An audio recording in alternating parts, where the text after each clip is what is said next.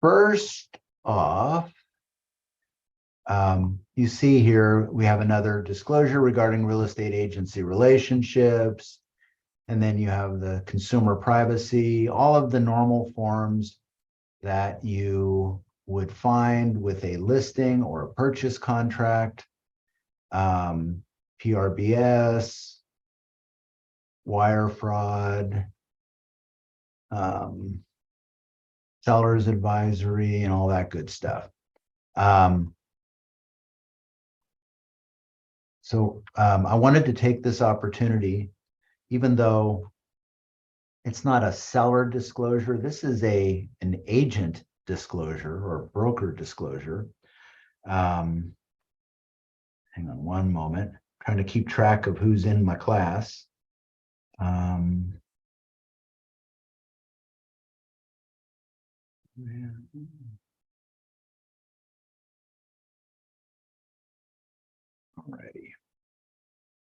Even though this is not a seller disclosure, I wanted to cover it really quickly. If you guys were in my last week's class, you heard me talk about the importance of the disclosure regarding real estate agency relationships. I want to cover this again because it is so important. So we'll start off first by just saying this form does not tell a client what type of agency that you have with them. It tells them what the various types of agency are. So to put it real simply, there's three types of agency. You can have a seller's agent, you can have a buyer's agent, and you can have an agent that represents both the buyer and seller. A normal seller's agent, they have a fiduciary duty of utmost care, integrity, honesty, and loyalty in the way they deal with their client.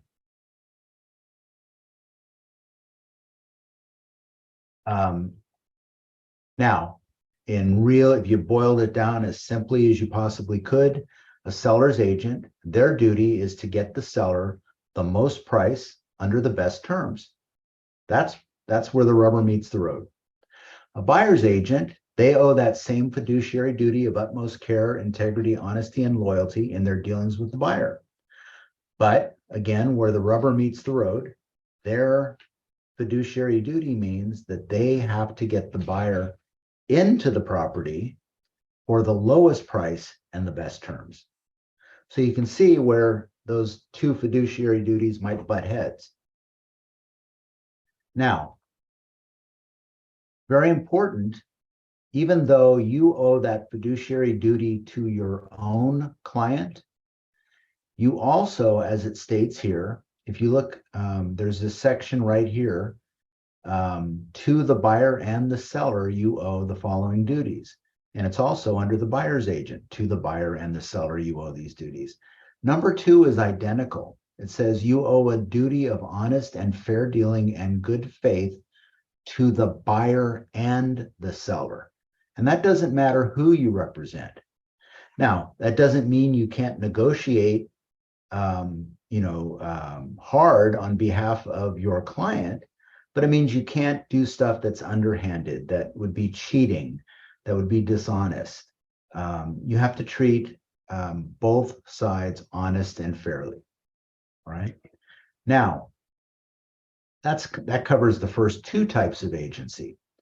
Then you also have this animal here, an agent representing both seller and the buyer.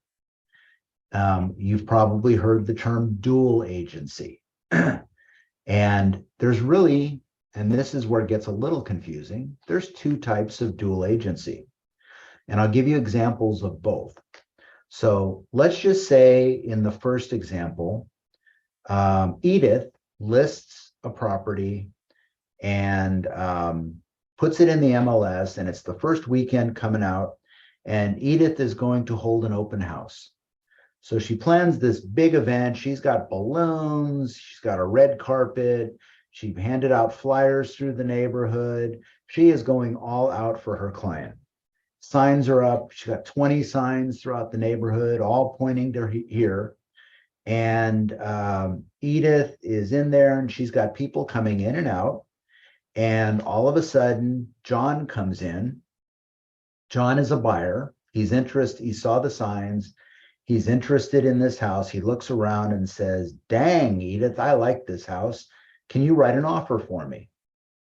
Well, now you have Edith, who is the listing agent, who up until the moment she agrees to represent John and write an offer for him, up until that moment, she was the seller's agent.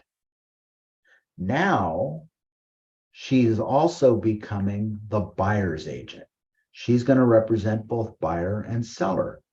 That is the classic dual agency.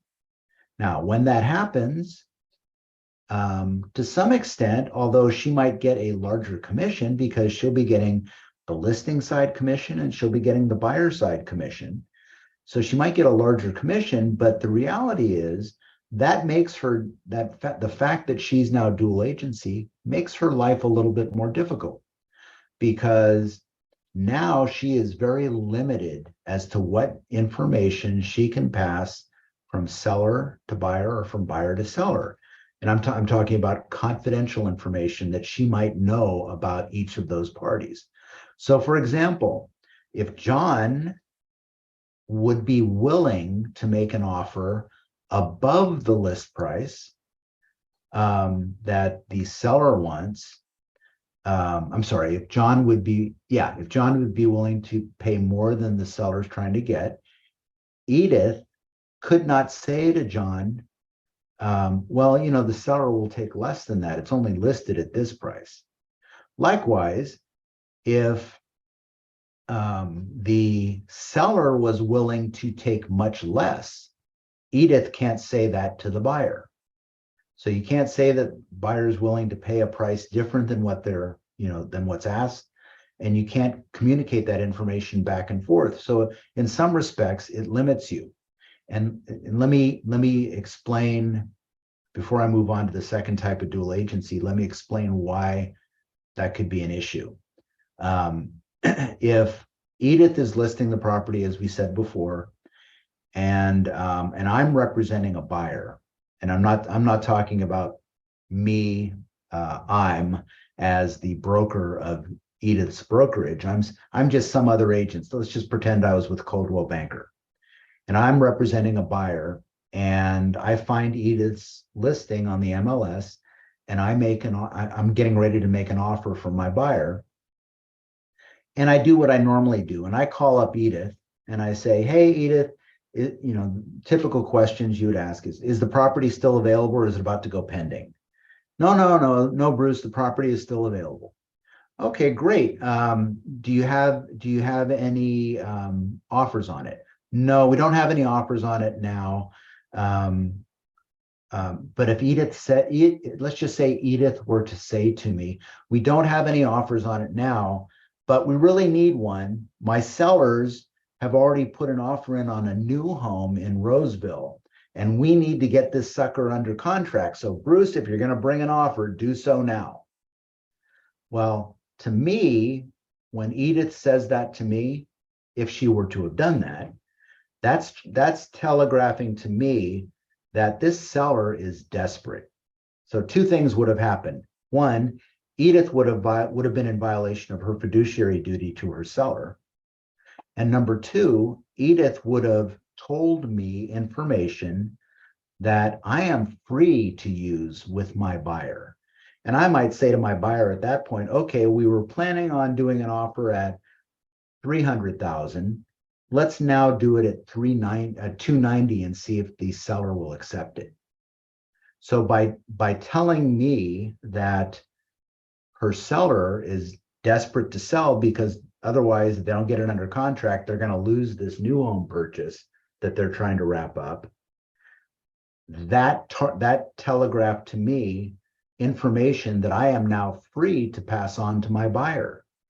But if Edith was also representing the buyer, she would be, well, she shouldn't have given me that information anyway, but if that is certainly some information that you would definitely not use working with a buyer if you're in dual agency, because you cannot tell the other party that your client on this side is willing to either pay more or or whatever than the property is listed for, or is paying more than the other client would have accepted. Is that clear for everybody? Okay. All righty. And then the second part of dual agency that I want to clarify here, because we've seen some, in auditing files through compliance, we've seen some problems where this wasn't addressed.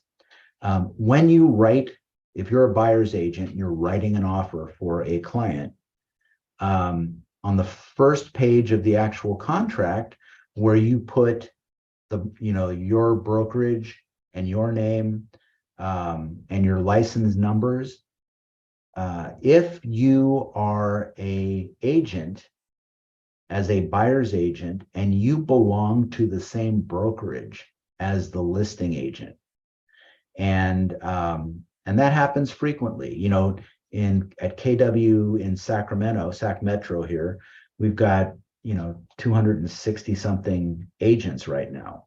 So it is very likely that another agent within the same office might make an offer on your listing. If both the buyer's agent and the listing agent are with the same brokerage, even though you may have never met that other agent, you may never have heard of that other agent. You wouldn't know them from Adam if you passed on the street.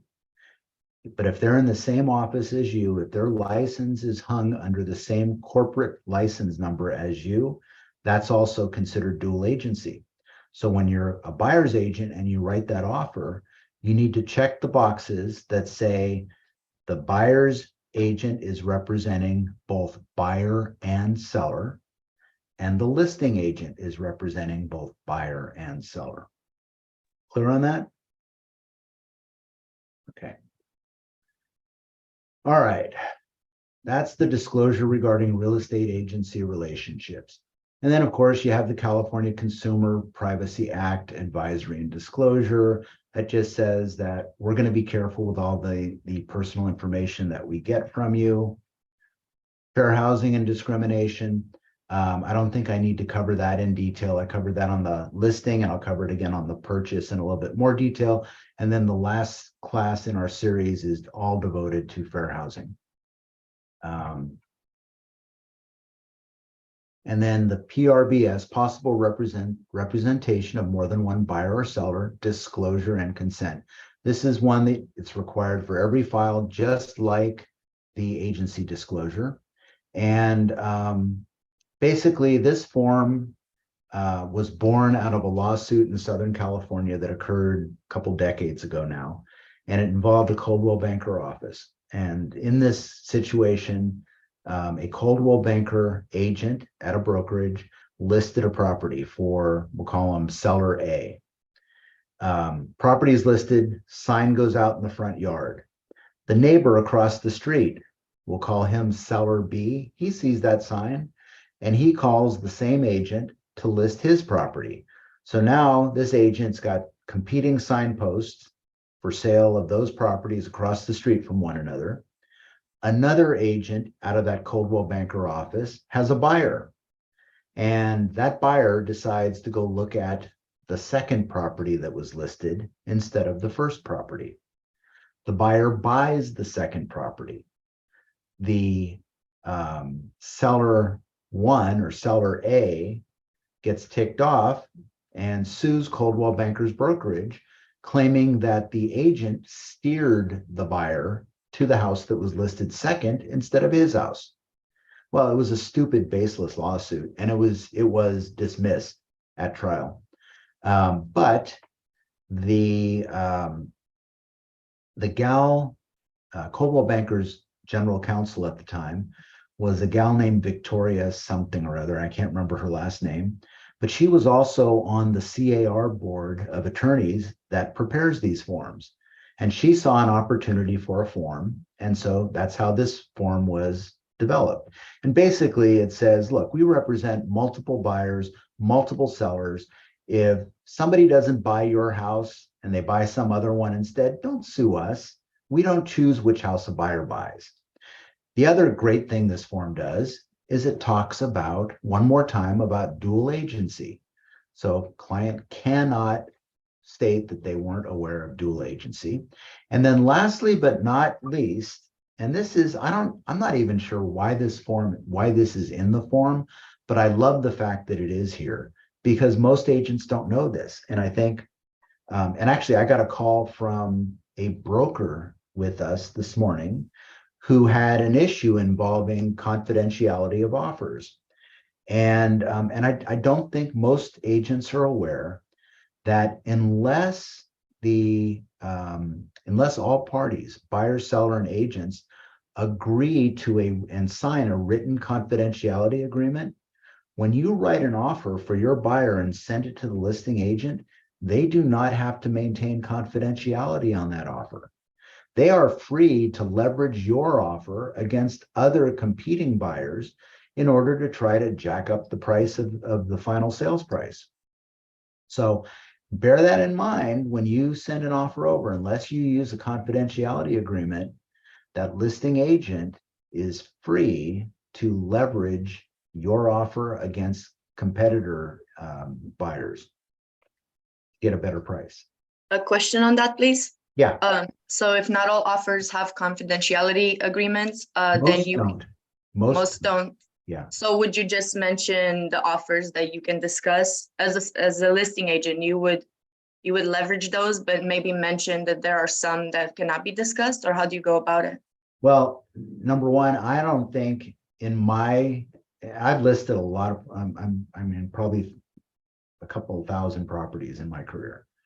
I don't think in my business, I ever saw one come with a confidentiality agreement. Now in auditing files here, I have seen a few come through as written by either the agents with the other brokerage or agents with our office. So I think they're a relatively new thing that agents are using. To be honest with you, even if you don't receive a confidentiality agreement, I was never one to outright disclose the exact competition that's out there. I can tell you, I got calls all the time from agents that would say, hey, Bruce, we're getting ready to write an offer. They'd ask the usual stuff, is it about to go pending? How many offers do you have? All that good stuff. And then, inevitably they'll say something like, can you give me any guidance on writing it? Or, where do I need to be or something like that? And I was always pretty tight-lipped. I didn't want to give too much away. I wanted to kind of treat people fairly as fairly as I could, but still get top dollar for my client. So my approach was always, I'd say, well, look, we've got 4 offers. 3 of them are over asking. 1 is very much over asking, or something like that. If I had offers that were less than the list price, I would be a little bit less free flowing with that type of information, let them guess a little bit more, or I'd say, I'm sorry, I just can't disclose. But, whether or not you use that information as a listing agent, whether or not you use that information in your negotiation, a lot of it depends on the market you're in. So it's situational. And more importantly, it depends on whether your seller is on board with you using these offers and playing against the different buyers to try to get the price up. So there's no hard and fast rule. The only hard and fast rule is if you receive a confidentiality agreement with the offer, then you have to abide by that. Okay, understood. Thank you. You're welcome. All righty. Now you notice here, let's point this out really quickly. We have 2 different brokerages here. Keller Williams Capital Valley, which is our Fair Oaks office. Capital Valley is just one of many DBAs you can use for it. And for Sacramento, our Natomas office, Keller Williams Sac Metro, again, one of the many DBAs. We also have, KWCA Premier, which you could use for either. So let's just hypothetically say that in this case, both agents use KWCA Premier, but they also used their correct corporate broker ID number, which is this here and this here. I don't know, can you guys see my mouse moving around here? Yes, no? Yes. Okay. So you see, that's the corporate license number. And you can see here that they are both different. They are different names, but if they used KWCA Premier, they would be the same, but they'd have a different corporate license number. So if you ever want to be positive about whether you're in dual agency or not, just look at the license number. And if the license numbers are identical here and here, that is dual agency, even if the names aren't the same. Okay. Now, the other wrench that I'm going to throw into this scenario is I'm actually the broker of record for both of these corporate entities. Even though I am the broker of record, if an agent from Capital Valley makes an offer on a listing that's done by SAC Metro, that is not dual agency, two different corporate brokerages. Okay. This would be the exact same thing as if you could say it would be the same thing as if this was Keller Williams and this was Coldwell Banker, two different brokerages. Okay. Wire fraud and electronic transfer advisory. This basically is just telling your buyers or sellers that there's a bunch of trolls that sit in little warehouses in Nigeria and in Russia and all sorts of places trying to pretend that they're people they aren't in order to wrench the buyers and sellers hard-earned money from them electronically through fraud. So just beware who you're giving your bank account numbers and routing numbers to.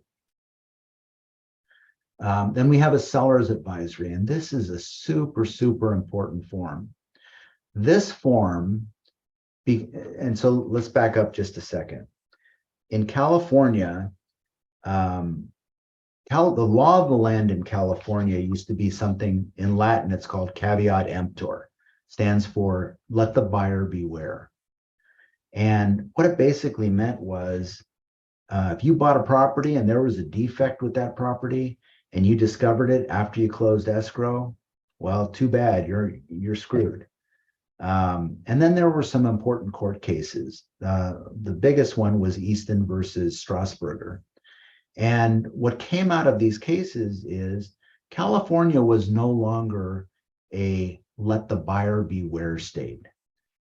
California, basically the rule here is all sales in California are as is sales, but there's an important caveat that goes with that. And the important caveat is that they are as is sales subject to full disclosure of all known defects all known material defects that might affect a reasonable buyer's decision whether or not to go through with the purchase. So two things. One is, yes, the sales are as is, but the seller has to disclose everything they know about the property if it is something that a reasonable person would consider to be a material defect. In legal circles, they use this objective, reasonable person, reasonable buyer definition. And what would a reasonable person in the shoes of the buyers think about that defect? Would that be a material defect that would dissuade a reasonable buyer from continuing with the purchase of a property? And there's no exact science to that. So what I tell agents and what you should tell your clients, your sellers, is look, when you sit down to fill out these disclosure forms, I want you to disclose everything you know about this property. Don't guess as to whether somebody would think of this as a material defect or not, because you're not in that person's head. You may think you know what a reasonable buyer would think, but why risk it? Play it safe, disclose everything you know. Let the cards fall where they're going to fall, because the one time that you exclude something intentionally that you know to be a fact about the condition of this property, that is the time where that buyer is going to come back at you and sue you for fraud. Because if you know of a defect and you fail to disclose it, that's not negligence, that's actually fraud. And there are penalties that go along with that. So when we talk to sellers, and so just so you know my kind of process that I follow, and you might deviate a little bit from this, depends on, what your systems are like. But I would go in and I would do my listing presentation with the seller. And we talked about that last week. We didn't talk about the presentation. We talked about the listing form. But I do my listing presentation, and assuming I got the listing, I was always prepared to do my residential listing agreement, as well as the disclosures, including the transfer disclosure statement and the SPQ, right then and there. So I would go through the listing agreement with them. I'd fill it out. As you might tell by looking at me on Zoom, I'm not as young as many of you. I'm old school. So in my process, I would actually bring 2 listing agreements out with me. I'd do the hand filled out one of them. I would fill out the second one, and I'd have them initial and sign both, and I'd leave them with a copy right there. That way I'm fulfilling my requirements.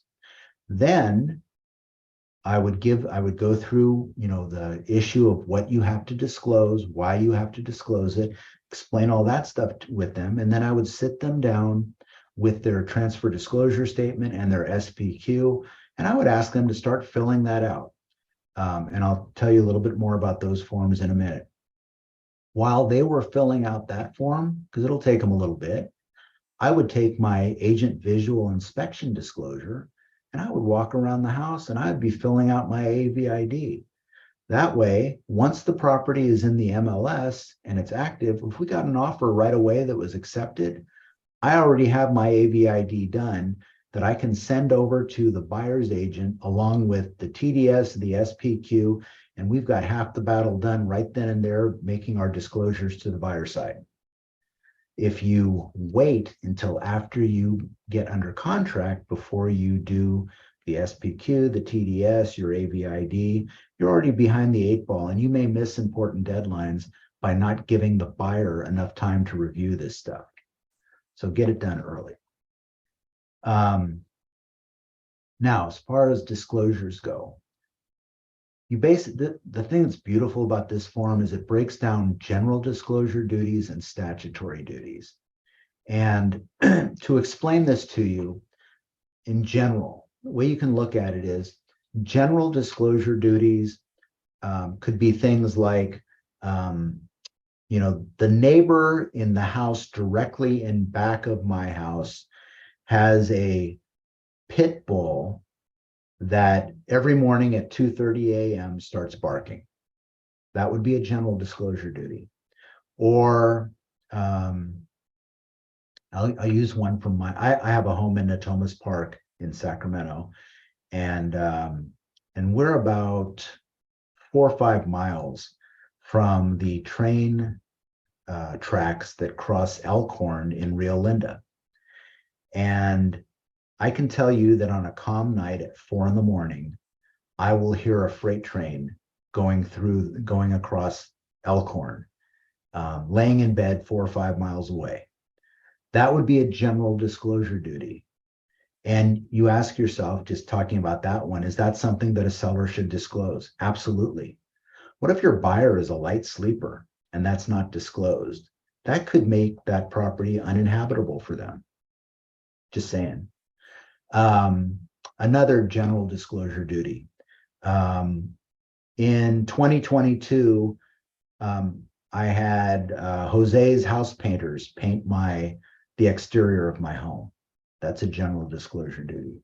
In 2012, I had a positive mold test in my kitchen, and Acme Mold Remediation was hired to come out and remove the mold, and that was followed by Lab Techs Inc., who came out and tested to make sure there was no more mold and gave me a clean bill of health.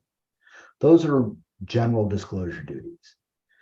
My fence on the left side of my home is falling down. That's a general disclosure duty. I have a question. Yeah. Why would, I understand the reasoning for the mold remediation. That's obvious in my opinion, but I don't understand why I would have to why we would have to disclose that there was painting done by a contractor. Because that is work that you've done to the house, number one. Number two, there's actually and I don't remember if it's in the SPQ or the TDS. One of them actually has a question about that. Have you painted any surfaces? The other thing Oh, I think I get it now. yeah, Okay. the other thing is sometimes, and I'm not saying that you would be involved in this, but sometimes sellers paint things because they're trying to cover things up. So if a house has just been recently, What? I've never, no, I'm yeah, just it kidding. happens. It happens. So, um, so yes, you do disclose painting. You disclose if you remodeled your kitchen, if you put new cabinets in, if you changed out your flooring, all of that stuff would be general disclosure duties that you would have to disclose out. On one of the houses that we bought when we were buying our house, I noticed that in the kitchen, it was painted, but you could see something. Well, it turned out that they were trying to cover a leak. Yeah, from the bathroom right above Yes, it. Yeah. yes. Yeah. And, and that's, so they didn't disclose that, huh? No, Okay. but I saw it and then we worked through it, but they weren't, I don't think they were going to, well, I know they weren't going to tell me because they didn't. Yeah. Yeah. Well, okay. So you worked through it. Obviously you found it. So that worked out. But, you bring up a good point. There's a saying Mel's probably heard this before. The saying goes, buyers are liars. Well, sellers are liars too, I got to tell you. And, your buyers that you're working with depend to a large extent on your expertise. And I don't mean expertise, the stuff they teach you in the licensing exam.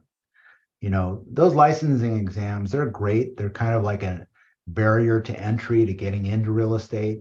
They aren't all that difficult, but they just make sure you have kind of the minimum competency level.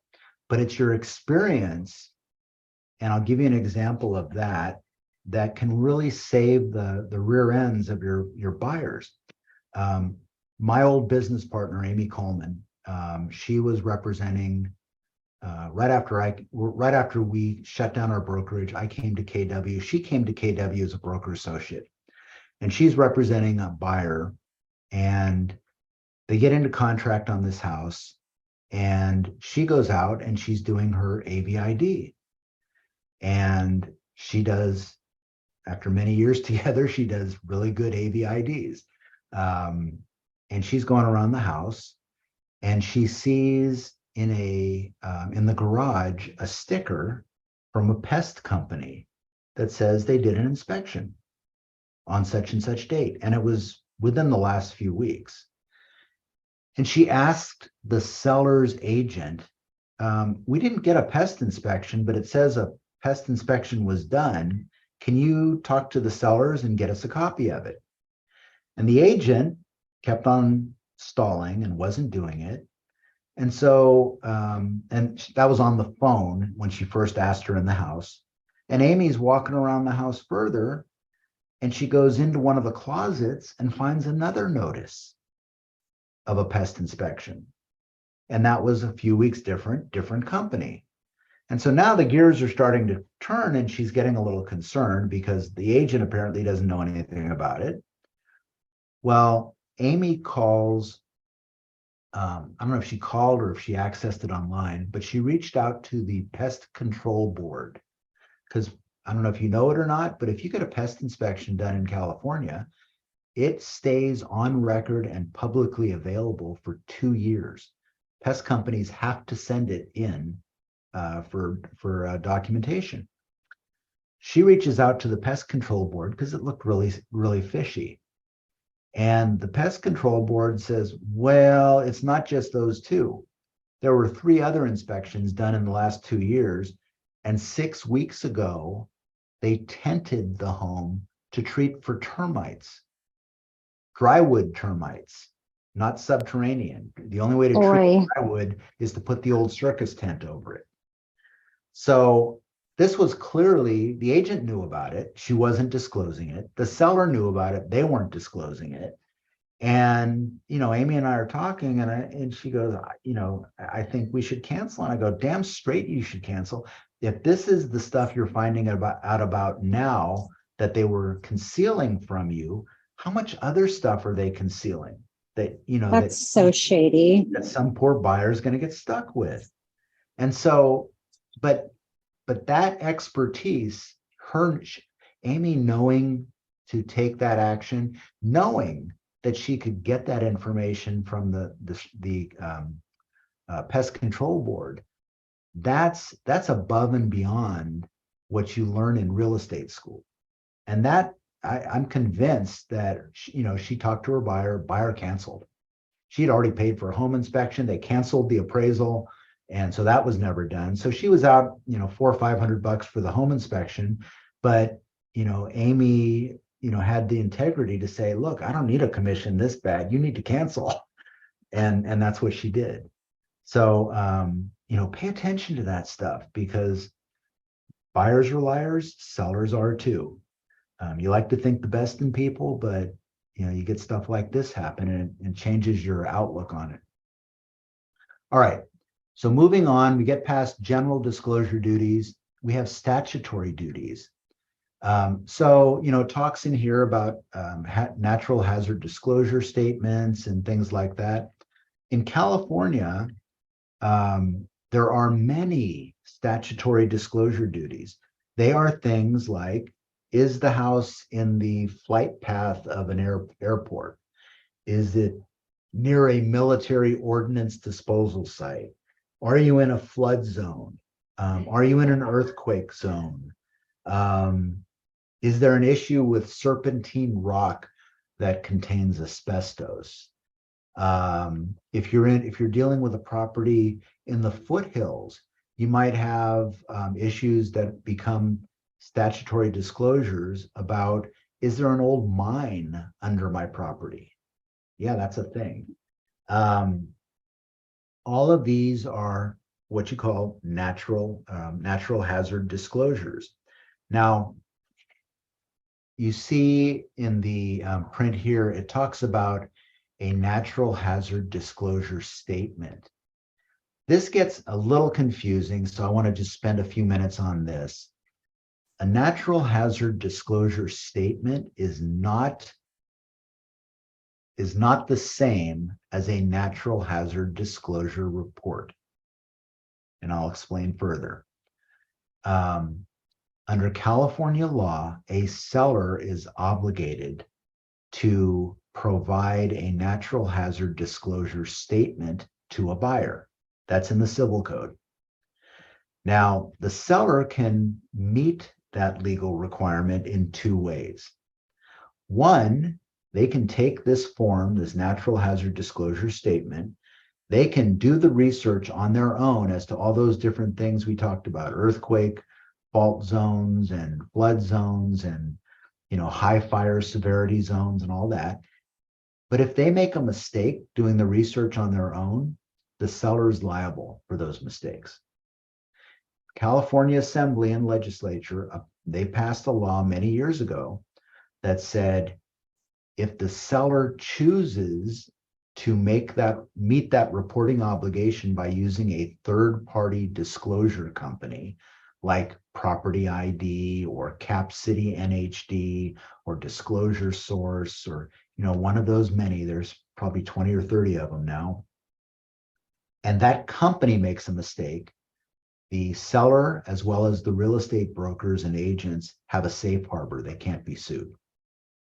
So when you're dealing with a seller and you're determining, well, gee, are you just going to fill out a natural hazard disclosure statement and do it yourself? Or are you going to pay the $95 or whatever it costs for a natural hazard disclosure report? You always want to push them to get a natural hazard disclosure report. And that report will have all of these statutory disclosure duties covered within it. makes it really easy to do the job and do it correctly. All right. That was, all this buyer beware and, caveat emptor stuff and full disclosure by the seller. That was all covered as part of this lawsuit, Easton v. Strasburger in 1984. Also covered here was a discussion on the buyer's agents and the seller's agents' duty and requirement to represent their client's interest and to help the buyer understand the condition of the property by doing their diligent agent visual inspection of the property. So both buyer's agent and seller's agent must do an agent visual inspection disclosure. On the listing side, when you have the seller complete the transfer disclosure statement, the TDS, and sign it, initial it, and all that good stuff, you're going to check on the third page, and I'll show you that in a little bit, a box that says see attached agent visual inspection disclosure. And that's where the listing agent's AVID is going to be attached to the TDS to make a complete disclosure to the buyer. If you check that box, but you don't include the AVID, you would have to do the AVID separately. But if you check the box and you don't give the buyer the AVID, then it's an incomplete disclosure to the buyer. And you don't want incomplete disclosures because that increases the likelihood that you could be sued for something that happens after the fact. Why would you be sued? Well, if the seller completes their transfer disclosure statement, but you fail to complete your AVID, I mentioned to you that under Easton v. Strasburger, you're supposed to do an AVID, or a visual inspection to help the buyer, be confident in their decision to go through with the sale, because you're providing an extra set of eyes along with the agent on the other side. If you, what the state legislature did is they passed an actual law in California requiring the buyer's agent and the seller's agent to do an AVID. So because there's a statutory law that requires you to do it, if you don't do it, you have violated that law. Now, under the laws of negligence in California, in order for a plaintiff's attorney to prove a case of negligence, they have to prove that you had a duty, that's number one, that you breached the duty, that's number two, that there was causation, that your breach of that duty caused, number four, damages, right? If there's also a corollary law in California that says if you violate a statute, then it is what they call negligence per se, which means if it's negligence per se, you no longer have to prove that the agent had a duty, and you no longer have to prove that there was a breach. All you have to prove as a plaintiff's attorney is that there is number three, that there was causation, and number four, that the plaintiff was harmed by it. So it makes a plaintiff's attorney's case much, much, much easier to prove if you didn't do your AVID, because it becomes negligence per se. You have whittled down what they have to prove in order to make their case for negligence. So always, always, always do your AVID, whether you're on the buyer side or the seller side, and you always want to get it to the buyer before the end of their buyer's inspection review of document period. Okay. And that is you walking around the property, and I'll discuss this further when we get to the AVID, but that's just you walking around the property and noting things on the AVID that you can see with your own two eyes. You don't have to climb up on the roof. You don't have to crawl under the house. You don't have to, move furniture around. It's just you walk through, you open up some closet doors, and if you see, peeling paint, you're going to make note of that. If you see discoloration on a carpet, you're going to make note of that. If you see discoloration on the ceiling in the living room, you're going to make note of that. You don't have to climb on a roof again. You don't have to go under the house. Nothing, no crawling on ladders, none of that stuff. It's just basically you walk around. All righty. Any questions so far? Nope. Okay. Death and other disclosures. This is a pretty big one. The reason it's a big disclosure is because there are some populations of buyers who they're very superstitious about buying homes that people have died in. Asians, you'll find, are, they're all into feng shui. A lot of them are into feng shui and things like that. They don't want to buy a house that somebody has died in. Me, it never bothered. Last house I bought in the Bay Area, guy died in the master bedroom. Didn't make a difference to us. Just made an opportunity to get the house. But some people it does bother. Now, the one thing you have to remember, there's two things here. It's within the prior 3 years, if somebody died in it, the seller must disclose it. Except, and this is the other part to that, if the person died from AIDS, you do not need to disclose it. Okay, so yes, somebody dies in the last 3 years, seller must disclose. If that person had died within the last 3 years, but from AIDS, you don't have to disclose. You didn't have a ghost, Bruce? Did not have a ghost. Now, point of fact, as an aside, I hated the house every moment that we lived there. It was the worst part of South San Francisco, and we had a perpetual cold fog bank hanging over our house. It could be 100 degrees in the Bay Area, and it would be 40 degrees or 50 degrees over our house. So I literally spent every free moment I had over 2 years getting ready to sell that place. And 2 years and 1 day after we purchased it, we closed escrow on the sale. Nice. All right. So let's see.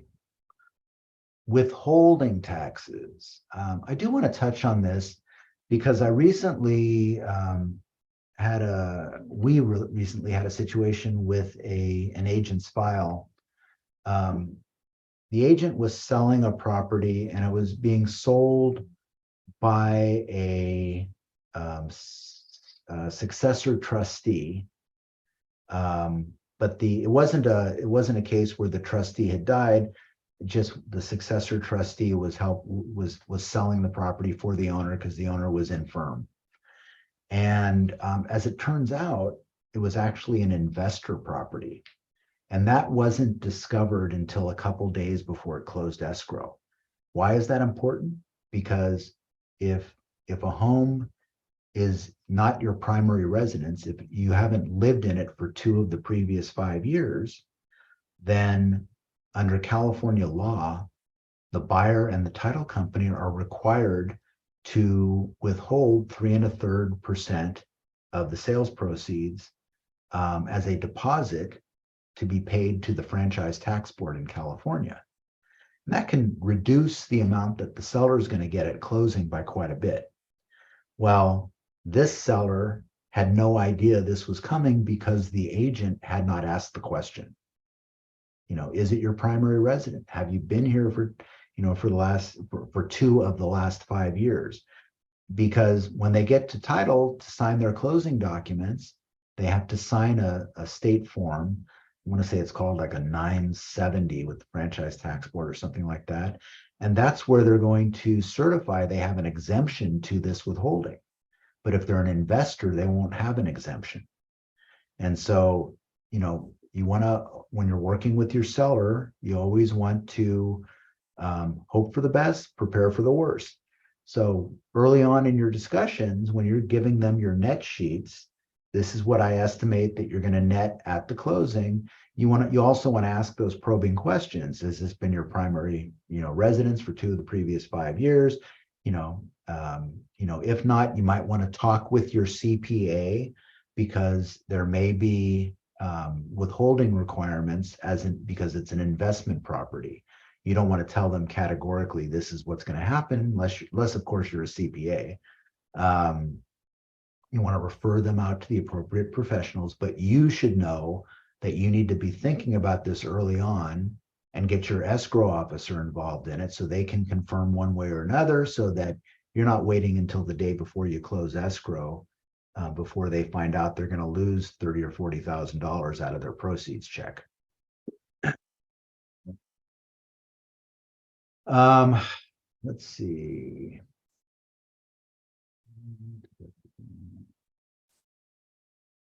That's about it that I need to cover on this one. Disclosure Information Advisory. Make note of this. It's called a DIA in your zip form subscription. This is also one of those really important forms that you need to use. And it starts off, all sellers in California are required to provide various disclosures. Among the disclosures, sellers have an affirmative duty to disclose to buyers all material conditions, defects, and or issues known to them that might impact the value or desirability of the property. Failing to provide those disclosures may lead to a claim or a lawsuit against you, which can be very costly and time consuming. As a seller, you may be required to fill out one or more of the following: real estate transfer disclosure statement, known as the TDS, seller property questionnaire, known as the SPQ, could be an exempt seller disclosure, et cetera, et cetera. It also talks to them about the questions, the types of questions they're going to get, what they're going to be concerning. Do you have an HOA on your property? There's one important thing I want to talk about here, right here. Do not leave any questions blank or unanswered unless the section isn't applicable. If they leave an applicable question unanswered, it is the same as turning over to the buyer an incomplete form. Now, that can be very, very important because let's look at an example. Let's just say they skipped doing a section, or they didn't answer a particular question that they should have answered. They just left it blank. You get under contract. That disclosure, along with all the rest, let's just say it's in the TDS. It's sent over to the buyer's agent, who then gives it to his clients to review and sign off on. And buyer gets those forms and everything's great. A week later, they remove the contingency for review of those documents. And then all of a sudden, the buyer's at home one night after they've removed that contingency, and the buyer realizes there's a question there that the seller never answered. Well, now, even though the buyer has removed that contingency, statutorily, they have a five-day period of time where they get to reconsider. Now that they know that that's incomplete, they have 5 days from the time that that disclosure is corrected in order to cancel the contract if they want, even if they've removed the contingency. And if they decide to cancel on that, number one, the seller is going to be ticked off at the seller's agent because the seller's agent didn't catch it. Number two, the seller cannot keep the buyer's deposit because the seller didn't make a full disclosure. And everybody is going to be unhappy, including you and the other agent. So just make sure their disclosures are done correctly. And if you turn in a disclosure that's not complete, I can almost assure you that compliance within the office is going to flag it and tell you to go out and get it corrected. And then you have to explain to your client why you accepted it in the first place if it wasn't done correctly. So save the embarrassment, save the transaction problems. Just make sure it's done correctly from the moment you get your hands on it after the seller completes it. Now, all of the questions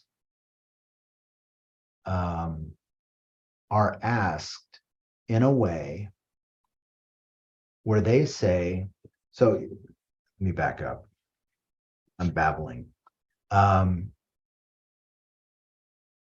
biggest complaint you hear from a seller is, I've never lived in the property. I don't know how to answer it, so I can't complete these forms. Well, that's not true. I guarantee you, most of the properties, if not all of the properties that we currently have in transaction, I have never been in those properties. But if I had to complete this disclosure, even though I wouldn't because I'm not the owner, but if I had to, I could complete them accurately. And the reason I could complete them accurately is because the way the questions are phrased is this: are you, seller, aware of blah, blah, blah, yes or no? If anybody asks that question, are you, seller, aware of? If you are aware of something involving that area of discussion, you check yes, and then you would write a brief description of why it's a yes. But if you're asked the question, are you aware of, if you have no knowledge of that, it's always going to be no. So there is no excuse for a seller not completing these disclosure forms. Even if they say, well, I've never lived in the property, it was an investment property. I'm selling a property in Ohio right now, one of our investment properties. I've never been to Ohio in my life. B, I've never been in either of the properties I own there. C, I got asked the question this morning, is it possible there's a third bedroom there, like in an attic or something? And I told the person asking, I don't know, I've never been there. So I've never been to this house, but I had disclosure forms similar to these that I had to fill out. I've never been there, but I had no problem filling out the forms because there are forms also. Are you, seller, aware of? And so that should never be an argument for your client if they happen to be an investor. Simple answer is, I don't know, so it's going to be no. You want to caution your sellers, again, to be extremely honest and forthcoming. If, let's just say your seller was a investor, if they had a property manager managing the property here, get the name of the property manager and ask the property manager to send your seller copies or a list of the work that had been done in maintenance on the property that they can then disclose to the buyers. That way it shows sellers are being as honest as possible. There's two main disclosures that most sellers will fill out and give to the buyers. The most common ones are a real estate transfer disclosure statement. The other is a seller property questionnaire. And basically they came out with the SPQ because the TDS didn't ask enough detail, and the SPQ delves into more detail. There's also, these are the most common ones. There's some other ones that on occasion may be used. There's what's called an exempt seller disclosure. Some sellers are exempt from doing disclosures, very few of them, but there are some. Biggest one would be a bank seller of an REO, a foreclosed property. Under California statutory law, they're exempt from almost all disclosures. So thinking back on that though, if you're representing a buyer on a foreclosed property, just be prepared. You're not going to get a TDS. If you do get a TDS, it's probably going to be stamped on it seller exempt, so you're not going to get any information. It's unlikely you're going to get an SPQ at all. You might get an exempt seller disclosure, and that's great. Sometimes you get these disclosures and the agent will try to fill them out. You shouldn't do that. They shouldn't do that. Disclosures are only to be filled out by the seller. You should not help them at all, other than telling them what something means or something like that. Your hand should never control the pen that is filling out those disclosures. It always must be the seller's disclosure. So let's take this scenario to its extreme.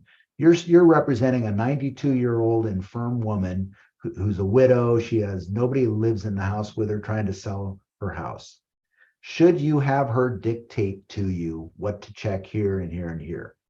Absolutely no. You should not control what that pen is doing. What you should do is say to her, Mrs. So-and-so, do you have a son or a grandson or a granddaughter or a caretaker who can join us here that you can dictate to and they can write this? For legal reasons, I'm not allowed to actually fill this out for you as much as I would like to. Okay, that's how you handle that. If you make any marks on that form, then that can create additional liability for us, and there becomes a question about who's making that disclosure. Okay. For that, could it be a neighbor or a friend, or does it have to be Absolutely. someone who's closer? Okay, Absolutely. thank you. Exempt seller disclosure, we just kind of talked about that. One of the things that you should know, though, even though you might be dealing with an REO property or a bank-owned property, and the seller might be exempt to most of these things, if you happen to be the listing agent on that property, or if you're the buyer's agent and you're working with the listing agent, the bank is exempt from making these disclosures, but the listing agent and the buyer's agent are not exempt from doing what they're supposed to do. So, for example, the listing agent who represents that bank, they aren't off the hook about doing an AVID. They have to do their agent visual inspection disclosure. Now, the seller may refuse to sign their AVID, and that's fine. But because they are exempt, they don't really have to. But the listing agent must do the inspection. The listing agent must sign that form, send it over to the buyer's side for the buyer's agent and the buyer to review and sign. Okay. And sometimes those REO bank brokers and agents, they'll try to take advantage of you. Don't let them. If you have any questions about that, when you're in a transaction with a bank-owned property, let me know and I might be able to help you out and give you some guidance. Let's see. And finally, we get to the real estate transfer disclosure statement. So pretty, fill in the boxy type stuff, pretty self-explanatory there. You always want to have the date, an as of date. So this is the seller's disclosure as of, in this case, October 10th, 2022. You want to make sure the property is listed, the address, the county, the city, all that good stuff. And then you're not going to be doing any substituted disclosures. So check that. You want to make sure you check if the seller is or is not living in the property. Okay. And they could be living in the property now, but it could still be an investment property. Maybe it's been vacant for the last 4 years and they just moved in a year ago. Technically, that's still an investor-owned property for purposes of taxes due the franchise tax board and all that good stuff, because they only have 1 year out of the previous 5 as being occupied. So this first section on the first page, basically the seller is just going to check all the stuff their house has. Okay. If it has a septic tank, they're going to put an X there. If it has a water softener, they'll put an X there. Central air, central heating. If there's a satellite dish on the roof, even if it's on the roof, but it's been disconnected for 2 years, you're still going to check, they're still going to check that it has a satellite dish. They're going to put, I love the fact that it has an X for roof. So you have to say, yes, this house has a roof, and then you have to state the type, as opposed to just having the roof type. All this stuff you're going to fill in. And then they give you this is your first experience with the sentence. Are there, to the best of seller's knowledge, any of the above that aren't in operating condition? If you say, if you think all of these things here are in operating condition, you're just going to check no and move on to have the seller initial and then move on to the next page. But if you say, let's just say the dishwasher has been on the fritz, you're going to say yes, and then you'll come down here and you'll have them write in dishwasher currently not working, or dishwasher shuts off by itself without cleaning dishes, or whatever the problem is. Coming up to page 2, they do kind of the same thing again. They say, are you, seller, aware of any significant defects or malfunctions in any of the following? And they list all these basic systems of the house. Ceilings, floors, exterior walls, roof, windows, doors, foundation, slab, et cetera, et cetera. If the answer is no, you just check no and move on. If it's yes, you're going to check whichever one or ones are defective and they'll write a brief explanation right here. If you need additional paper, you can always attach, or they can always attach an additional sheet. Keep in mind, these are the forms that'll be going over to the buyer side. Oh, pardon me. And then you get to the main questions, and you'll see, just like I told you, here's the premise. Are you, seller, aware of any of the following? Well, you can see here, most tract houses are going to have fences that separate the house in back, the houses on the sides. So in almost all cases, unless of course it's a condo, you're going to have a yes answer to number 2. So you would put, if that were the case, you would put an X right here, and then your seller would come down here, and I would just, on this form, I would recommend writing number 2, fences on each side of house. I mean, kind of stupid because you think it's obvious. If you're buying a house, you can see the houses to the sides, there's going to be a fence there, but the seller still must disclose this stuff. Any encroachments, easements, or similar matters that may affect your interest in the subject property. Well, if the seller knows of something, they're going to check yes, but most of the time it's going to be a no. And they move on to the next question.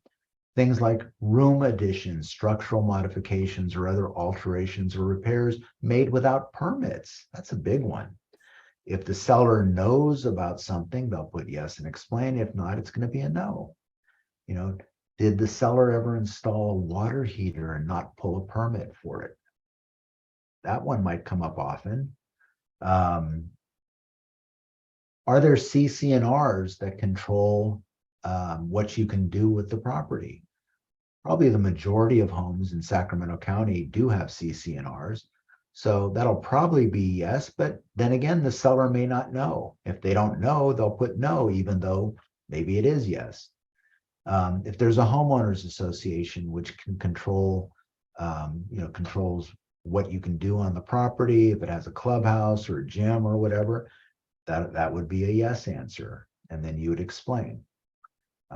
Again, all this stuff is pretty understandable and pretty basic, but it all boils down to, are you, seller, aware of? Are there certain things that need permit, or do you have to disclose anything that you've done yourself? Well, they have to disclose things they've done themselves. And just so you know, typically, the way the building codes work, if you do anything that involves moving an electrical circuit or doing wiring or doing plumbing, major plumbing changes, things like that, they do require that you pull a permit. And I don't know if it's still this way, but in the last few years, if you went to Home Depot as a homeowner and bought a water heater because you wanted to replace your own water heater, in some counties, Home Depot was making you pay the fee to them for the permit, and then they would coordinate the permit being issued, because the county wanted to ensure that you pulled the appropriate permit, so you'd have to have the work signed off.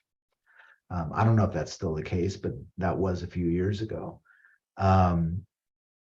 Things like water heaters, those are the kind of things that can put people in danger. So they want to make sure that you do pull a permit and have the work installed correctly so that your house isn't going to explode. But generally electrical, plumbing, things like that do require permits. Roofs, they require permits. So even if you're a roofer and you decide you're going to replace the roof on your house before you list it for sale, you've got to pull a permit, even though you are a licensed contractor that, you know, is licensed to do roofs. Okay. Thank you. Your seller is certifying that as of the close of escrow, they will have operable smoke detectors, which are approved and installed according to the state fire marshal. Same with water heater tank being braced, anchored, or strapped.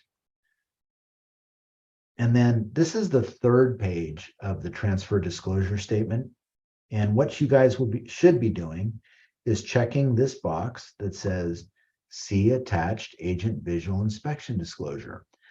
So just to give you a little background, and I tell you this because I saw an agent with another brokerage who was representing a buyer on one of our listings. He turned in one of these to our office. No, he was the seller's agent.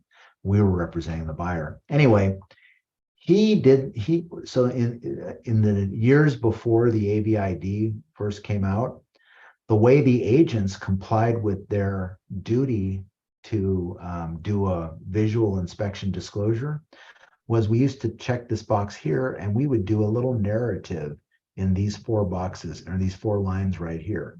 So we would have to write down every single visual observation that we had about the property in little tiny print on those 4 lines. And it was a hassle.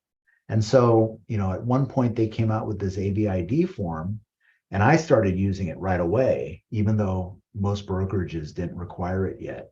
Now it's the norm. That's, you know, normally that's what we're going to use.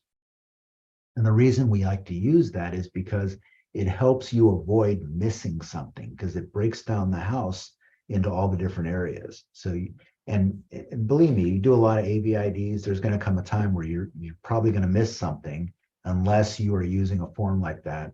And you look at it and you think, oh, wait a second, I didn't go into the garage yet, you know. So anyway, so you're going to have that box checked. You're going to fill out an AVID, which will go along with this form. And, you know, here, this is for the broker representing the seller. You're going to sign here and date it. And then this form will go over to the buyer's agent. They're going to sign and date it, and it'll go to the buyers and sellers and so on and so forth. And then we have that second disclosure form, the seller property questionnaire. Like I said, this form here, you're going to have similar information here. I think the only thing added in to this one is the parcel number. And then it goes through that whole, you know, are you seller aware of description again. But you see here, the questions are much, much more detailed. Are you seller aware of reports, inspections, disclosures, warranties, maintenance recommendations, estimates, studies, surveys, blah, blah, blah, blah, blah. Yes or no? So if you're aware of it, you check yes, put in your explanation. Otherwise, it's no. Now, here's the thing. You notice what they're asking about here? Reports, inspections, disclosures. Those are the first 3. Maintenance recommendations, estimates. So here's something I want you to realize. Let's just say that Mel listed a house and it was on the market for 5 days. She had multiple offers. Her client agrees to accept offer A. And then buyers doing their home inspection, they do a pest inspection, they do a septic inspection because it's a rural property. They do a well inspection because it's a rural property. And after doing all those inspections, the Mel's buyer or the buyer asks for a credit of $30,000 because of all the things that are wrong with the property. And the seller says, hell no, I'm not giving away $30,000. And then the buyer cancels. Well, now the contract, the purchase contract requires that the buyer turn over copies of all those reports, inspections, disclosures, or estimates to the seller. And the reason that's important in this transaction is because the seller is obligated to make full disclosure to the next buyer that comes along, which means that the seller must provide those reports and inspections that were obtained by buyer A to buyer B, so that they can make their full disclosure and satisfy that duty. So keep in mind, if you're representing a seller, any reports that are, that are made or done, buyer's agent has to give the seller's agent those copies of those reports. And two, if you don't keep that deal together and you go under contract with somebody else, those all have to be given to the next buyer as part of your disclosure package, right? And this question here, if you were in that situation that I just described and you said no, your seller has just committed fraud. And the seller's agent, because the seller's agent knows that they certified that they didn't have any reports, inspections, disclosures, etc., because you have express knowledge of that because you represented them in that first buyer attempt, you've committed fraud also. Okay. All right, and then it just has a bunch of other questions. It talks about, is the place a meth lab? Has it ever been? Has anybody died on it again? It's asking those questions unless they've died by HIV or AIDS. Is it a condo or planned unit development? Are there any insurance claims on the property within the last 5 years? You can see how much more detail these questions get. Are there structural problems that you know of? Not you, but the seller. Any alterations or repairs that have been done? And it gets very granular, right down to sewer cleanouts and things like that. It's a great disclosure for helping to bulletproof your seller. Right down to whether there have been pets, animals, or pests on the property. And it goes through a few pages of this stuff. And then the seller is going to sign it. It'll go to the buyer. Once you're in escrow, the buyer will sign it. Lead-based paint disclosure. If the property was built prior to 1978, under federal law, you have to do this lead paint disclosure. Now, this is actually pretty simple to do. If the seller has no knowledge of any paint issues, if there's no obvious chipping paint on the outside or inside of the home, you're not going to do anything. The seller will not fill out anything here.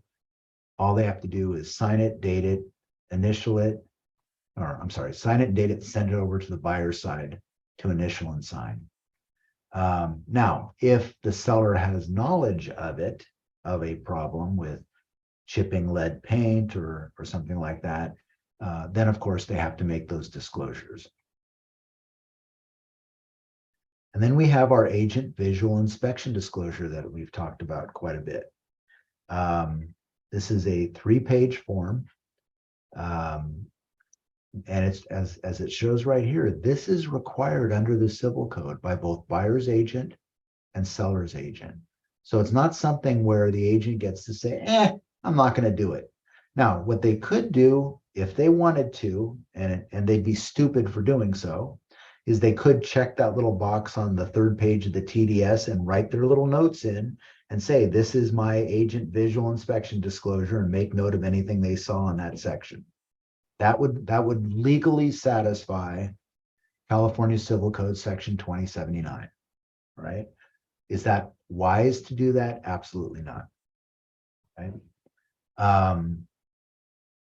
So anyway, that's that.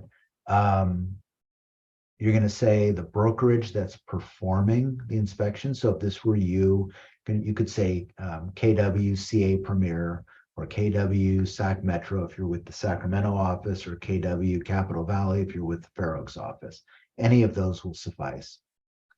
And it tells you here that, because the agent's duty is limited to conducting a reasonable, competent, and diligent visual inspection of reasonably and normally accessible areas of only the property being offered for sale, several things that the agent will not do. We're not going to go into under the roof or into the attic. We're not going to inspect beneath the house, you know, et cetera, et cetera. And it goes through the stuff we're not going to do here. And then it says, because we're not doing all this stuff, you need to do your due diligence and get your professional inspections and reports and get people to look at the property for you that know, you know, how to inspect a property to help you come up with your decision on whether or not this is a good buy. Seller will have already initialed if this is coming over from the seller side.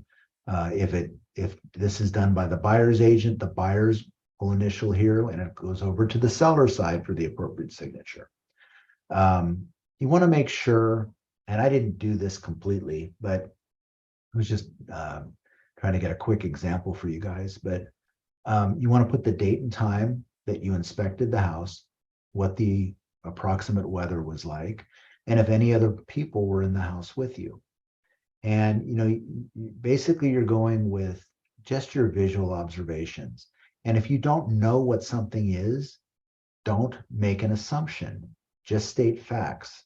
So at the entry, peeling paint observed on front door frame, cracked tile at entry floor. I don't have to say it was 5 inches from the, you know, the left frame or anything like that. Just general description of what it was and where it was. Living room, carpet stained near front window at base of stairs. Dining room, missing caulking on windowsill. You know, usually in the kitchen, and I didn't put anything in here again, I was trying to blow through it, but in the kitchen, oftentimes you're going to find little dings in the sink. So you put, you know, discoloration in kitchen sink or damaged surface in kitchen sink, you know, however you want to put it. Laundry room, light cover damaged. But you see here, and normally I would do this here and here as well. Bedroom 1, nothing to report. If you go into a room and there is nothing that you can find to, you know, no visual observation to make note of, put nothing to report. That way, if a third party is looking at this in a courtroom or over a deposition, they're not going to pose the question to you, well, Mr. Hammer, on bedroom 1, you wrote nothing to report, but you left bedroom 2 and bedroom 3 blank. Does that mean you forgot to look in bedroom 2 and bedroom 3? So it basically, you swipe the plaintiff's attorney's legs off at the knees if you do it right and put in that nothing to report, because that indicates you didn't see anything in those rooms. There's something to report in every room. There usually is. I have had rooms where I couldn't find something to report. Actually, you know, I mentioned my old partner before. Coleman called me, I don't know, 6-8 months ago. She was selling the home of a mutual friend of ours, and the house was only 1 year old. It was one of those places over off of Arena and Truxell around there. And she called me and she says, I've been through this entire place. I can't find anything to put on the AVID. And she's calling me for advice. And I said, well, I'm sure there's something there. Go in the garage and see if there was an oil drop or an oil stain on the surface of the garage floor. And she goes out there and she goes, yes, I found one. You know, so she had something that she could put that, you know, she found at the house. I can tell you, when I bought my brand new home in 2002 in Natomas Park, I had a home inspection done. I'm a big proponent of getting home inspections, even on new construction. You know, I don't know that I wouldn't have discovered it after I moved in, but I did find a couple windows, or he found a couple windows with blown seals on the dual pane. Those windows had to be replaced. Now, at that time, they would have been covered under warranty for at least a couple of years. So if I had found them later on, yeah, the builder probably would have taken care of them. but my point is, even on a brand new house, you can find defects. This particular seller, Anita, she had a couple of adult sons that had lived on and off with her during that last year. So I suspect if Amy looked a little closer, she could have found some dings in a wall or something. But you can always find something in a house. But if you can't find something, make sure you write in each area, nothing to report. Let's see. And then, they give you a little space for the exterior and in the garage, things like that. So here again, you're going to put your brokerage, my name, my signature, date. The buyers will end up signing here and dating it. Seller will initial here. And then sign here, and the other agent signs here. And that's your AVID. And then you have this monster of a form, statewide buyer and seller advisory. This is goes through again, buyer's rights and duties. Buyer does not have a right to be stupid. Buyer should be intelligent, get various home inspections, go into the property knowing exactly what you're getting into, seek the appropriate legal and tax advice if you need it, blah, blah, blah. Basically, these are our weasel clauses. And And we're allowed to use that verbiage when telling our buyers, correct? say that again. We're allowed to use that verbiage when talking to our buyers, right? Don't be an idiot. Don't be stupid. I do. That's me, but that's my style. I do. I also say to the sellers and buyers, I use stuff verbatim out of here, but I'll say to the buyers, this is our weasel clause. This says we're exempt from everything because we're warning you that yes, you should get a home inspection. Yes, you should get a pest inspection. Yes, in most cases, you should get a roof inspection. If you're buying a home and there's lots of trees in the neighborhood, you should definitely get a sewer line inspection. Don't be an idiot. Be protected, protect yourself, get these inspections. And if you decide not to do that, then you're going against my best advice. And I'll say that to them. But that's my style. You might have a different style. Seller's rights and duties. Basically, I summarize this by telling the seller, look, you have an affirmative duty to disclose everything you know about your property to the buyer.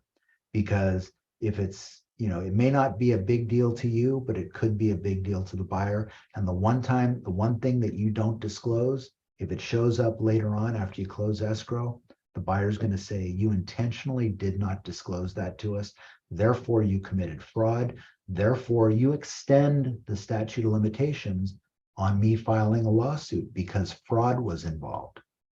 And that's what the lawyers will do. They'll allege fraud so that they get out of the 1-year statute of limitations that they would normally be bound by. Broker's rights and duties. Again, another one of our weasel clauses. We don't have expertise in all areas and matters affecting the property or your evaluation of it.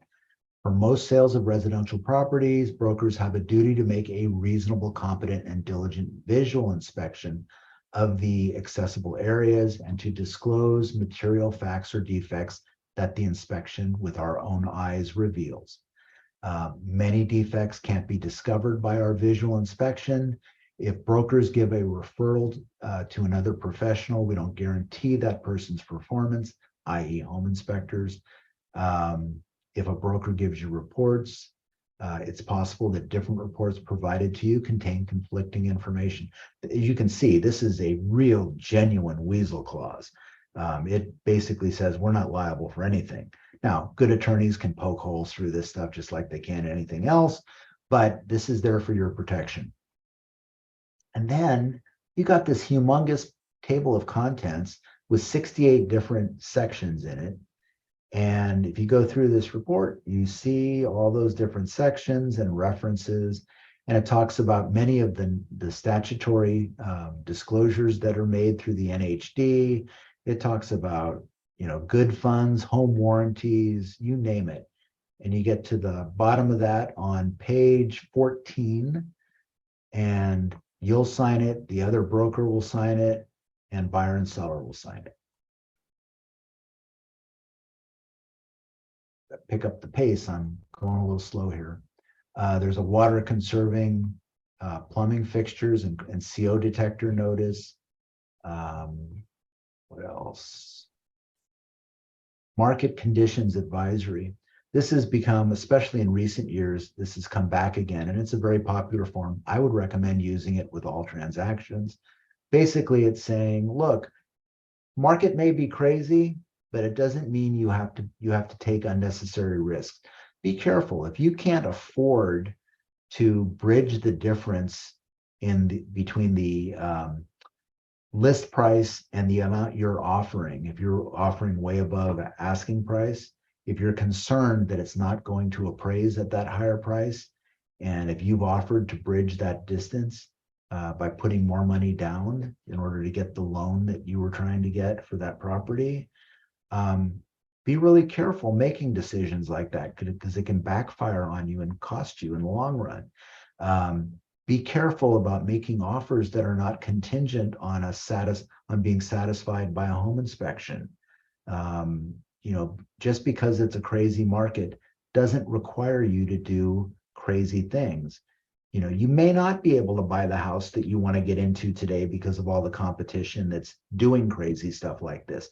But just recognize that if you choose to do stuff like this, it can backfire and it can cost you. And that's what this market conditions advisory form is for. It's to basically, kick your buyer in the side of the head and warn them, yeah, it's a crazy market, but don't be overcommitting yourself with the offer that you're asking me to put together for you, because there's danger if you do this. Talks about the danger of doing non-contingent offers, and why you should have an appraisal contingency and an investigation contingency and things like that. All right, now we are going to go to, where's my number 2? So this is an actual preliminary title report, which is a disclosure. One of the things that the seller has to provide to the buyer in order to close escrow is clear and marketable title. Means there can't be any liens on the property that aren't regulated by the government and aren't on all properties in the subdivision, or something like that, like an easement for utility company. That's the type of lien or easement that you could argue is a title defect, but it really isn't. It's a necessary right for a utility company to either run power wires or pipes under your house, or to run a telephone pole overhead and have that sticking in the left rear corner of your backyard. They have an easement or a right to do so. They also have a right to come into your backyard to maintain that telephone pole or that power pole, and to make sure that it's safe. And stuff like that. So if you're representing a buyer and you buy a house that has an easement or SMUD to have telephone pole in the backyard, that means you can't prohibit them from entering your backyard to perform maintenance. They have a right to send workers there periodically to maintain it, and to restring wires if they had to, all that good stuff. So preliminary title report you will get within a day or two of opening escrow, and one will go to each side in the transaction. You will give that as a disclosure to your buyer client, to your seller client, and this tells the condition of title as of the date that this title information was pulled, which might be a week or two prior to the date that you actually got it. They re-pull all this information on a periodic basis. So usually the date that you get this is not going to be the same date that is the as of date referenced in the report. And if you get to the main page, this was one actually from one of my old escrows with my partner and I. I don't remember. Oh, 2018. Okay. And talks here, form of the policy or policies, that they're contemplating here is an ALTA policy. You can have two types of title policies in California. One is an ALTA policy, the other is a CLTA policy. An ALTA policy insures the lender of a buyer for the amount of the loan. A CLTA policy, so ALTA stands for American Land Title Association. CLTA is an owner's policy or a seller's policy. And that ensures, basically it's ensuring the buyer that they have clear and marketable title, but that stands for California Land Title Association. And the fee for that is based on the purchase price, not the loan amount. Typically, when you see a description of land or the interest or estate in land in California, and actually most states, it's going to be referenced in terms of a fee. That's fee simple absolute. That is the highest form of property ownership that you can have. And that's what that means there. And then somewhere on the first or second page, it'll tell you who title is currently vested in. And you can see in this case, it was in a trust. It wasn't a person, it was in a trust in which two people, Jimmy and Charlene, were the trustees of that trust. So here you have an entity that owns the property, not individual people. And then you'll have a brief legal description. Well, I say brief. Depending on the type of property, if it's rural or if it's a subdivision, depends on the type of legal description you have. What you see here, and you might remember from when you studied for your real estate test, this is known as a lot, block, and tract legal description. These are really simple, very simple. Now, if this were a rural property, which a lot of them you'll find out towards Rio Linda, Alberta, you might have a legal description because it's what's known as meets and bounds, and they are difficult. And it might be an entire page of writing like this, going all the way down, and you'll see stuff like, from 6 feet north of the southwest meridian line of tract 242, going diagonally 20 degrees to the, blah, blah, blah, blah, blah. And they are just horrendous trying to figure out. And I'll confess, I couldn't read one of those if my life depended on it. But they're just different types of legal descriptions that arrive at the same thing. This is the title policy that represents this particular plot of land on a map.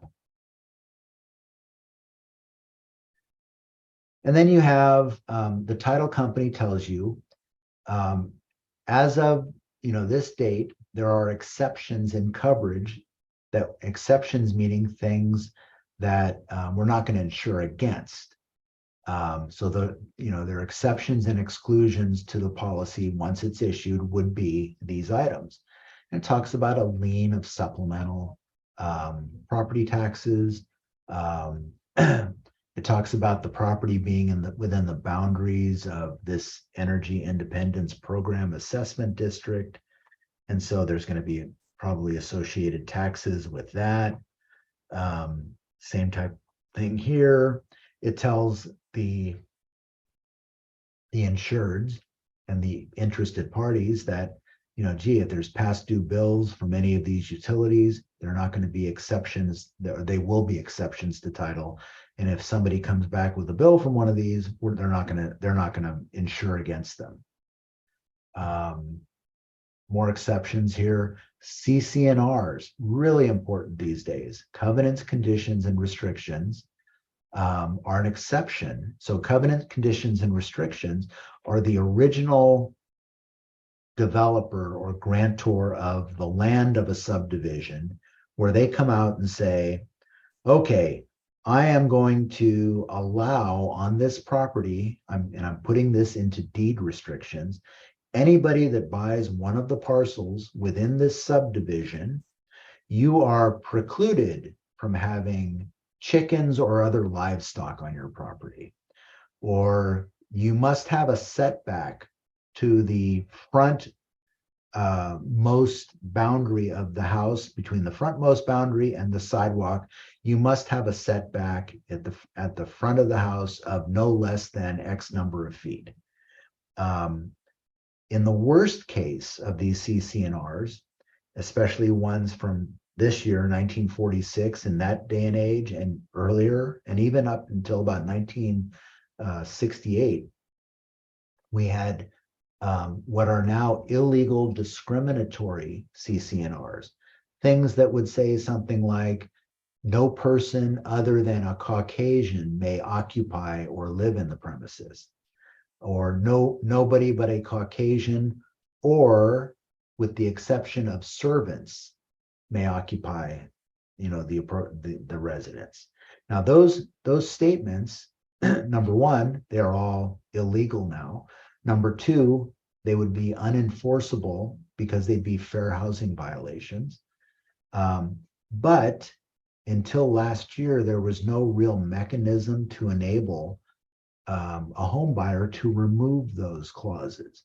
Now there is actually an operation of law in California where when you close a property, if it has illegal discriminatory covenants in the CCNRs, you are supposed to get a notice and deliver it to your buyer.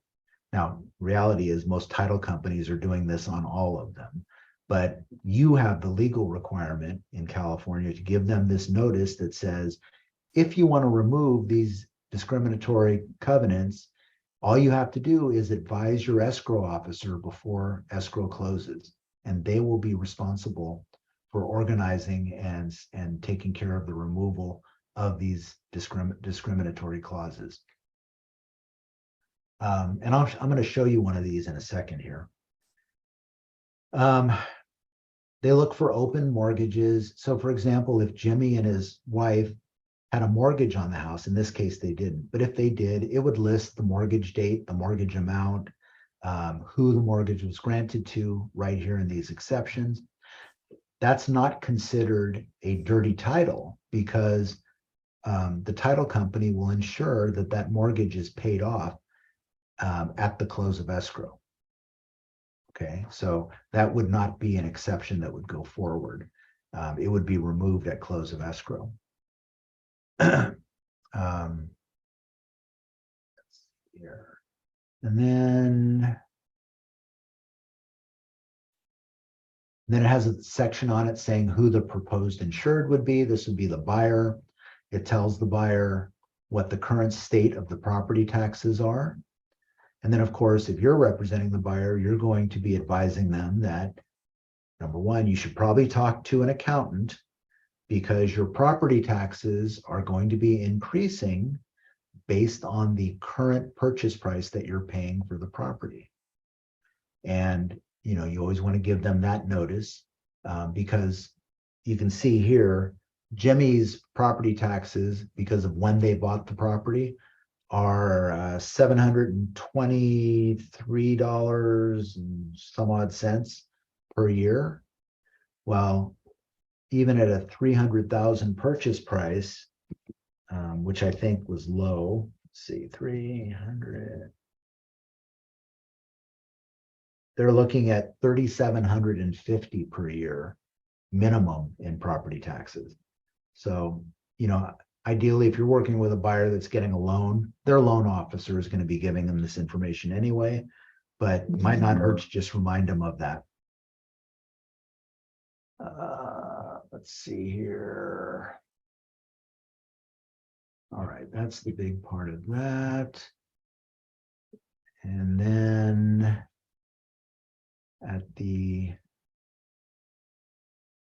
where's the very end? At the very end, you're always going to get a plat map. And this was the original plat map for this subdivision. You can see here, a lot of these streets aren't even here anymore. Streets tend to come and go sometimes, especially over decades. But you can see here that if you magnify this out, you'll see actual measurements on the property lines for these things. You can get a rough idea of what the dimensions are. I included here, these are CCNRs from a different property. These are not from the title. These are not associated with the property referenced in the title policy that we just looked at. But I wanted to point this out. A minute ago, I talked about CCNRs that have discriminatory covenants in them. Most people don't believe that California was as racist as we were. This I think might be from a property. I think this might have been from a property in Rio Linda. I'll have to verify that. But Rio Linda was the grand dragon of the KKK lived in Rio Linda. So we had a lot of these discriminatory covenants in this area, and we had the people to back them up. Thankfully in 1960s, we had the Unruh Civil Rights Act, and there were other things that were passed that made all this stuff illegal. But like I said, until recently, there was no mechanism in place for getting all these old CCNRs corrected. As an example of what type of stuff you can see in these CCNRs, I want to direct you to this. Number 6 in all the stuff that you can or can't do, that said premises shall not be occupied or used or owned by any Japanese, Chinese, Negro, or Hindu. I mean, this is real stuff, people. They put this, they put this in the documents. Now, here's the thing. How would you feel if you were a first-time home buyer? Let's just say you're 21-year-old guy or gal, and you have your husband, you finally scrimped and saved enough money, you're buying your first house. You happen to be people of color. And your agent takes you out and you find your first home, and oh my gosh, you get under contract. Seller accepts your offer. Now you're in escrow. And your agent starts delivering all the disclosures to you. And then you get the prelim and the CCNRs sent over to you to review. Now, I don't know about you guys, but when I bought my first home, I was young, I was excited. I was in the business already, but I read every single document I got. So I remember sitting at home at night, reading through my CCNRs. As boring as those things are, I was reading them. Now, if I were a person of color and I'm sitting at home, first-time home buyer, I'm young, I don't know what the laws are, what's right, what's wrong. I'm just getting started in life, and I get to a CCNR and I read this. I happen to be Black, and I read, this premises shall not be occupied or used or owned by any Japanese, Chinese, Negro, or Hindu. That might be a bit more of a shock to me than it should be. So I don't know what your buyers are going to be like. You don't know what your buyers are going to be like. But I used to always make it a point when I was working with buyers, and I would say to them, look, I'm going to send you over the CCNRs. I know this house was built before the mid 60s and the civil rights and all that stuff. But prior to then, there were a lot of these covenants, conditions, and restrictions that the original developers came out with that had discriminatory comments and discriminatory rules as to what you could do with the property. There could be some even racist stuff in there. It is completely illegal now. It is totally unenforceable. But I wanted to point it out to you because, the cost of removing it is just, it's not cost effective, because if you wanted to remove it, you'd have to hire a lawyer. Then you have to do a survey amongst all the residents of the subdivision, and you have to get a certain percentage of the members, the owners in that subdivision, to agree to change them and remove these things. And then you have to pay an attorney to do it and get it filed. And so it's not been cost effective. So you'll see all this stuff in your CCNRs potentially, but it's unenforceable. And I would just give them a heads up, saying something like that, so that if they did read it, they wouldn't freak out. That's all. So Bruce, quick question. What you're saying is we could potentially see that verbiage in CCNRs, Absolutely. but it's not enforceable by law. No, under federal or state law, either of them, it's completely unenforceable. And most CCNRs, when you get them, they will have a printed page as the very first page, and they'll say, you know, if there's anything in here that, you know, is racial, you know, any discriminatory comments in here are no longer valid. Or I don't remember the exact word verbiage they use, but it's something like that. And then, let's see, is that it for that one? Yeah. And then we close that one. Now,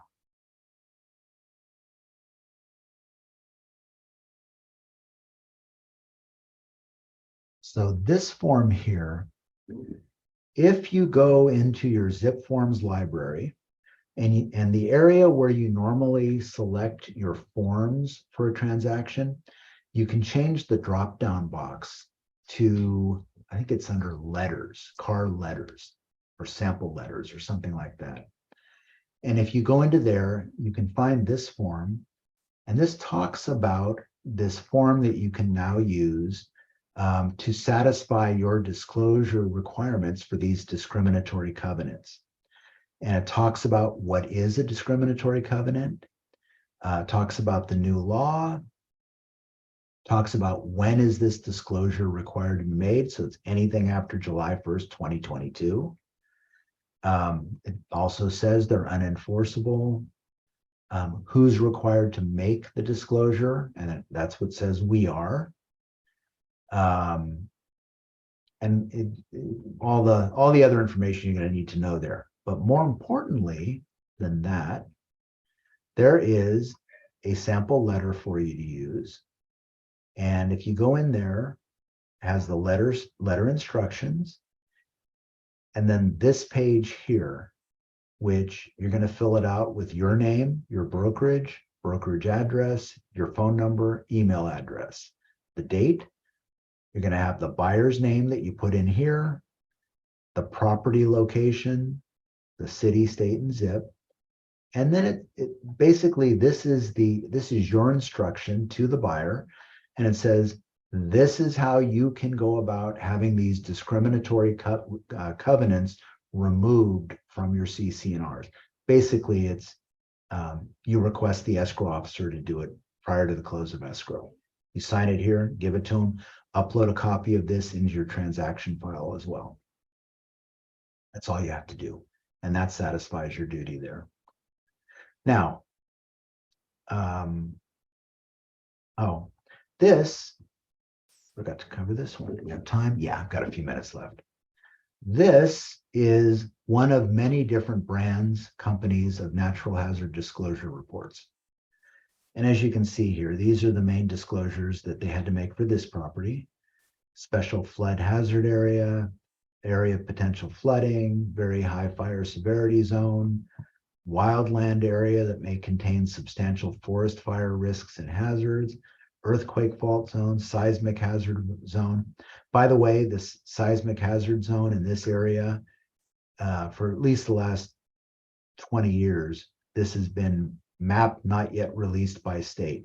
I don't know what the state's doing. It's California. We're earthquake country. You'd think they could figure out a seismic hazard zone map, but for whatever reason, that's not changed. But these are the main disclosures. This is the signature page. Agents, buyers, and stuff, they will sign on here. And that's the buyer's acknowledgement that they've received it, seller's acknowledgement that they've given it, your acknowledgement that you're involved in the transaction. Like I said, this is one of many different companies that produce these reports. This one is done by JCP. This first page, this is actually in color, not as easy to read in black and white. When I copied it, I wasn't copying it or scanning it on a color printer, so it doesn't look as nice. I apologize. Map of environmental hazard sites. And then it has another blank one of these forms. Table of contents. One thing, this over a little bit. So this particular report then goes into a summary page where it tells you if it's in or not in a particular NHD determination, specifics to county. There might be some other determinations they make here. If it's a former military ordinance, not in. Airport influence area, no. Airport noise in area for more than 65 decibels, no. If it's covered by a Right to Farm Act or a notice of mining operations, you can see the various types of stuff they give you. And then they have pages that go into detail on each of those, where they explain that. And then one of the nice things I love about this form is most of these types of reports, they have a section that will lay out the exact current property taxes and all the other things that are being paid out of the property taxes, Mello-Roos taxes and things like that. So you can see here, subject to one or more Mello-Roos facilities districts, if there's 1915 bonds, and then it gives you the actual current breakdown of all of these things. Oops. Tells you here, first installment is currently 3198.29, and so on and so forth, and all the different bonds that go along with it, and how many of those are Mello-Roos. Mello-Roos, I'm kind of being specific on those because Mello-Roos bonds typically don't last forever. They usually go for 22, 23 years. So I'm pleased to say I've owned my house for 22 years. I'm waiting for my Mello-Roos to drop off now, although I'm sure they'll find a way to extend them. Let's see. And that is roughly it for today. Do you guys have any questions I might be able to answer for you? Not right now. Not right now, nothing, really? No Okay. questions, but I did take offense to your Relinda comment.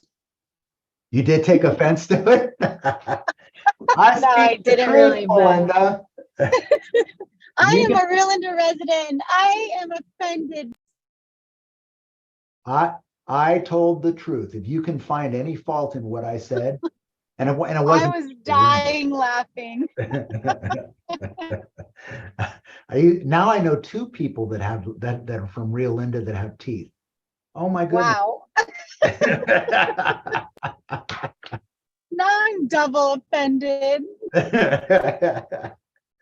Okay. If I've got no questions, I appreciate you joining me today. Hope you learned something, and go make some sales. Thank you, Bruce. You're You. welcome. That was great. Have a good day. You too. Bye-bye. Bye.